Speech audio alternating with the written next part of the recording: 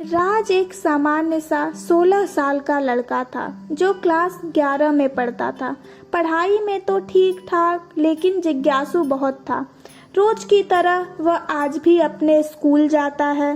School जाकर वह अपनी लाइब्रेरी की तरफ जाता है।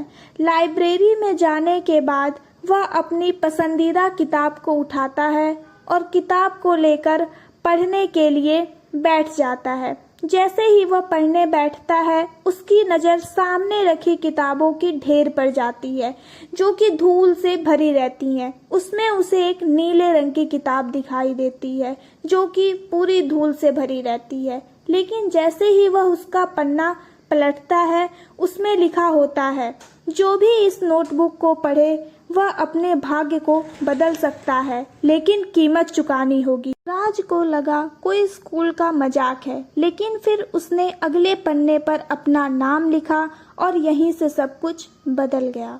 राज ने नोटबुक में लिखा, मैं चाहता हूँ कि मैं टॉपर बन जाऊँ। अगले ही दिन जब वह अपने क्लास में जाता है, क्लास के सामने उसका नाम लिया जाता है।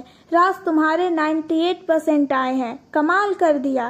राज हैरान रह जाता है, यह तो असली था। राज अपने स्कूल के गार्डन में बैठकर सारी चीज़ें सोचता है। वह अपनी सारी उन इच्छाओं के बारे में भी सोचता है जो उसने उस किताब में लिख रखी रहती हैं, जैसे कि महंगे कपड़े, महंगे जूते, महंगी वॉच, ये सारी चीज़ें और भी बहुत सी महंगी चीज़ें, जो कि सारी इच्छाएं उसकी पूरी होने लगी थी। लेकिन राज इस बात से एकदम अनजान था कि उसकी सारी इच्छाएं तो पूरी हो रही हैं, लेकिन उसकी कोई न कोई चीज़ जो है वो गुम हो रही है जब उसकी कोई इच्छा पूरी हो रही है। जैसे कि उसके पुराने दोस्त उससे दूर हो गए, उसके घर की आर्थिक स्थिति बहुत ज़्यादा खराब होने लगी थी। एक दिन जब उसके पिता सीढ़ियों से ऊपर जा रहे थे, तभी उन्हें दिल का दौरा पड़ता है और वो नीचे गिर जाते हैं। राज वहाँ बैठ के रोता है और अपनी माँ को चिल्लाता है, माँ जल्दी आओ, देखो पापा को क्या हुआ। उसकी माँ भाग कर आती है और देखती है। फिर राज और उसकी माँ उसके पिता को हॉस्पिटल लेकर जाते हैं। राज भागकर अपनी लाइब्रेरी जाता है और किताब खोलकर देखता है जिसमें लिखा रहता है, अब आखिरी कीमत चुकाने की बारी आ गई है और यह आखिरी कीमत होगी तुम्हारी सबसे प्रिय चीज।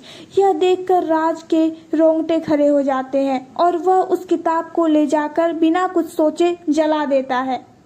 राज टूट चुका था। वह भाग्य नहीं, अपने कर्मों की ताकत से सफल होना चाहता था।